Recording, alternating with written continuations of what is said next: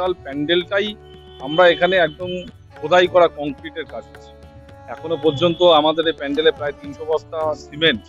এবং 2 লরি বালি এবং 10,000 ইট দিয়ে আমাদের এই মণ্ডপসজ্জা তৈরি হচ্ছে। এখানে শিল্পীরা যেভাবে দিন রাত পরিশ্রম করে কাজ করছে, প্রায় 14-15 জন শিল্পী, তারা প্রত্যেক দিন সকাল 6টা থেকে রাত 8টা পর্যন্ত কন্টিনিউয়াস ডিউটি করছে এবং তারা তাদের যে শিল্পীর যে শিল্পকলা, সেটা আমাদের এই প্যান্ডেলের মাধ্যম থেকে তারা তুলে ধরছে।